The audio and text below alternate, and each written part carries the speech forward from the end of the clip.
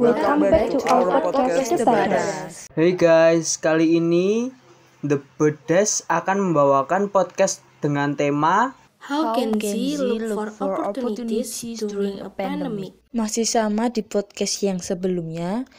Ada aku Risma dari 12 MIPA 2. Hai, aku Joy dari kelas 12 IPS 3. Aku Angeli dari kelas 12 IPS 3. Aku Ditya dari kelas 12 IPS 2. Langsung saja kuy, kita bahas. Mau tanya dong, memang di pandemi begini banyak ya peluang buat kita? Sekarang ini kan situasi cukup sulit untuk kita beraktivitas bebas kesana kesini. Tapi siapa sangka, di situasi pandemi seperti ini justru banyak anak remaja yang menjadikannya sebagai peluang, yaitu dengan mencari kerja part-time. Mereka, para remaja yang melakukan kerja part-time, sudah berada di jalan yang benar, di mana mereka memasuki tahap untuk menuju kesuksesan. Bekerja merupakan salah satu panggilan hidup kita, yaitu panggilan hidup profesi, di mana diarahkan untuk kemajuan manusia, baik kemajuan rohani maupun jasmani, karena pekerjaan memerlukan pemikiran dan merupakan kegiatan insani. Kita remaja yang tekun bekerja setiap hari secara tidak langsung berpartisipasi dalam usaha Tuhan Pencipta. Kita diajak menyempurnakan diri sendiri dan dunia, sekaligus dengan bekerja kita dapat memuliakan Allah. Dalam bekerja kita juga harus mengandalkan Tuhan di dalam doa. Doa dapat menjadi daya dorong bagi kita untuk bekerja lebih tekun dan lebih tabah. Doa juga dapat memurnikan pola kerja, motivasi, dan orientasi kerja kita. Tapi di masa pandemi banyak sekali tantangan, contohnya masalah keuangan. Sebagai anak muda yang baru memulai pekerjaan, baik bekerja dengan orang lain ataupun membangun usaha, belum bisa mengatur keuangan dengan baik. Nah, kalian bisa belajar nih membuat persamaan dasar akuntansi, biar keuangan kalian bisa stabil dan tidak terganggu. Persamaan dasar akuntansi adalah sebuah hubungan antara hutang, harta, dan modal dari perusahaan, karena setiap transaksi bisnis memengaruhi minimal 2 akun perusahaan. Di dalam persamaan dasar akuntansi ada hal yang wajib kalian ketahui, yaitu pembagian akun.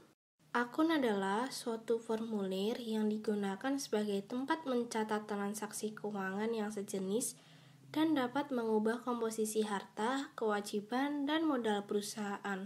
Umumnya, akun dibedakan menjadi 2, yaitu akun real, contohnya harta, kewajiban, dan modal, dan akun nominal, contohnya pendapatan dan beban.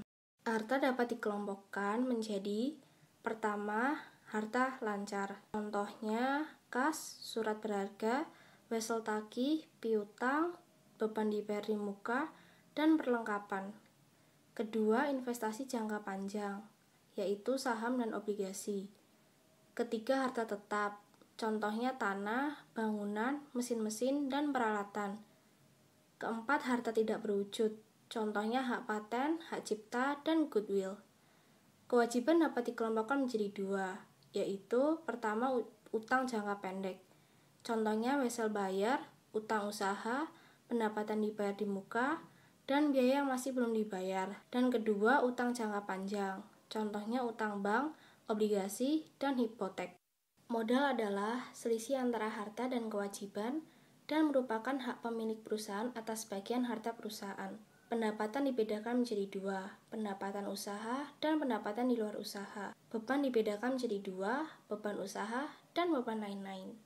Terus kira-kira ada tantangan lain nggak menurut kalian? Selain perekonomian yang terganggu saat pandemi, tantangan lainnya adalah ketika kita berproses mencari pekerjaan. Mencari pekerjaan sebenarnya itu tidak mudah. Kita bisa saja tidak diterima karena tidak sesuai dengan kualifikasi yang mereka inginkan.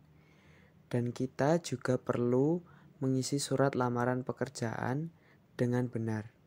Oleh karena itu, ketika kita melamar pekerjaan, kita harus membuat surat lamaran pekerjaan yang menarik bagi perusahaan. Kita harus memperhatikan struktur kebahasaan SLP, mulai dari unsur-unsur SLP, penggunaan bahasa yang baik dan benar, bahasa yang baku, sopan, tidak bertele-tele, penggunaan tanda baca, serta huruf kapital. Jika kita menggunakan dan memperhatikan kebahasaan dengan baik, maka itu bisa menjadi peluang kita untuk mempunyai penilaian lebih agar bisa diterima di suatu pekerjaan.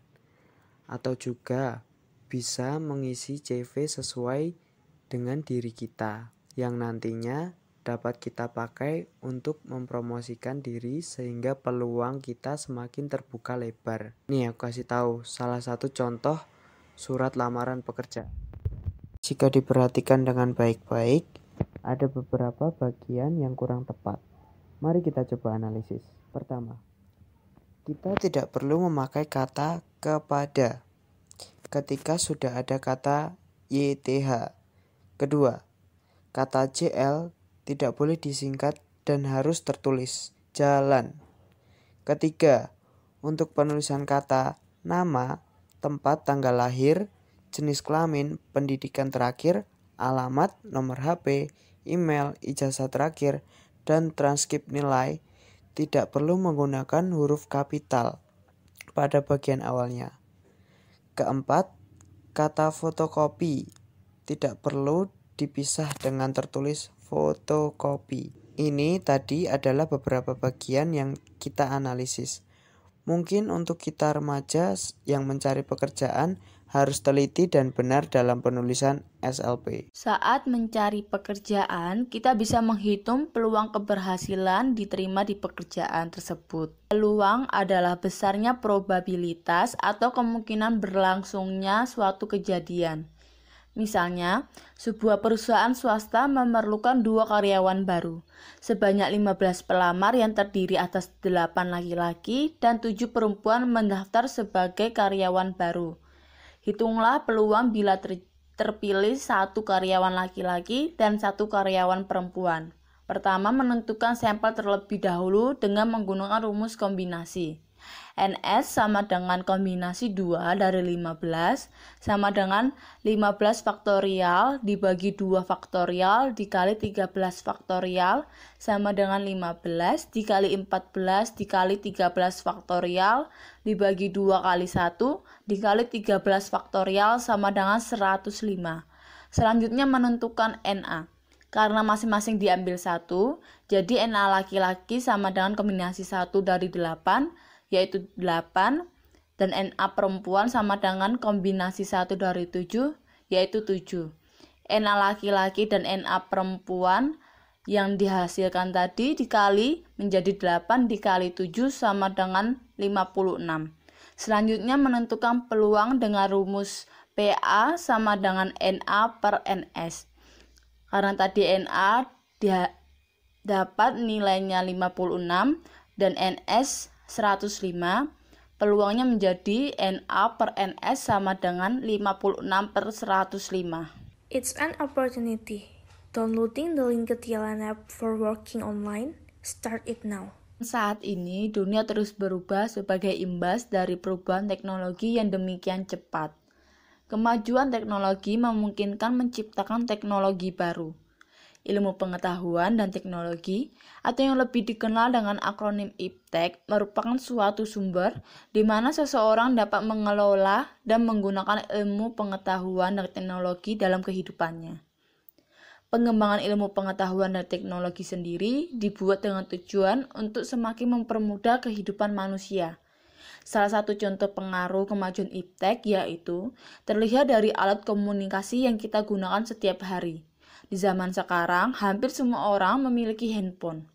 Dengan handphone, kita tidak hanya dapat menelpon atau mengirim SMS, namun juga mencari informasi dengan internet, menerima atau mengirim email, dan mencari lokasi dengan GPS. Munculnya internet dan gadget yang canggih telah mempermudah seseorang memperoleh informasi dari manapun dan kapanpun. Ini juga berperan dalam peningkatan efisiensi dalam aktivitas sehari-hari. Di era pandemi sekarang, handphone dan laptop sangat dibutuhkan, terutama bagi pelajar untuk mendukung pembelajaran jarak jauh. Melalui handphone atau laptop, guru-guru mengajar dan memberikan pembelajaran serta tugas kepada siswa. Semua itu dapat berjalan dengan baik akibat pengaruh kemajuan IPTEK saat ini. Selain pengaruh positif, kemajuan IPTEK juga berpengaruh negatif, seperti penggunaan internet yang salah, di mana banyak orang yang memanfaatkan untuk menyebarkan berita hoaks, mengadu domba melalui internet untuk memecah persatuan antar golongan, dan untuk menyebarkan kebencian terhadap golongan maupun pribadi. Kemajuan iptek juga mengakibatkan memudarnya nilai dan norma sosial dalam kehidupan sehari-hari. Akibat kemajuan iptek, banyak orang yang lebih memilih menghabiskan waktunya dengan bermain gadget atau handphone daripada bercengkrama dengan orang lain yang berada di sekitar. Perkembangan iptek di saat pandemi ternyata menjadi peluang dan tantangan bagi kehidupan bernegara kita. Dengan perkembangan iptek, pemerintahan bisa membuat peraturan untuk rakyatnya supaya bekerja dan belajar dari rumah dengan menggunakan alat elektronik guna mengurangi mobilitas. Tetapi di sisi lain, teknologi membuat para siswa malas untuk sekolah online. Tidak semua orang bisa memakai teknologi, dan banyaknya berita hoaks yang bermunculan yang akhirnya membuat konflik di masyarakat. Peluang dan tantangan akan selalu muncul di setiap saat, seperti masa demokrasi terpimpin. Di masa itu, iptek belum berkembang seperti sekarang, tetapi pemerintahan bisa menghadapi segala tantangan yang ada. Beberapa tantangan yang muncul adalah konfrontasi dengan Malaysia dan G30 SPKI. Konfrontasi ini mengancam kemerdekaan Indonesia. Karena itu, Presiden Soekarno membuat kebijakan Dwi Kora atau Dwi Komando Rakyat supaya kehidupan bernegara Indonesia tetap aman. Lalu, untuk G30 SPKI, pemerintahan Indonesia harus melawan bangsanya sendiri untuk menghapus komunisme di Indonesia. Ini adalah tantangan yang sangat besar bagi Indonesia. Walaupun tantangannya sangat besar, pemerintahan Indonesia tidak putus asa. Presiden Soekarno akhirnya membuat kebijakan Trikora, Tri Komando Rakyat, yang tujuan supaya komunisme di Indonesia bisa hilang. Dengan berakhirnya G30 SPKI, berakhirnya juga pemerintahan Soekarno dan dimulainya pemerintahan Soeharto atau Orde Baru dengan keluarnya surat pemerintahan 11 Maret atau yang dikenal dengan Super Summer. Nah, dari dua peristiwa ini, kita bisa belajar sebagai anak muda, penerus bangsa, harus bisa menghadapi segala tantangan di kehidupan kita. Apalagi kita sudah hidup dengan kemajuan teknologi dan pengetahuan. Jangan banyak mengeluh, carilah sebuah peluang. Wow, di podcast kali ini pembicaraannya cukup berat ya, karena tentang generasi kita nih. Kita lanjut di podcast selanjutnya. Bye-bye.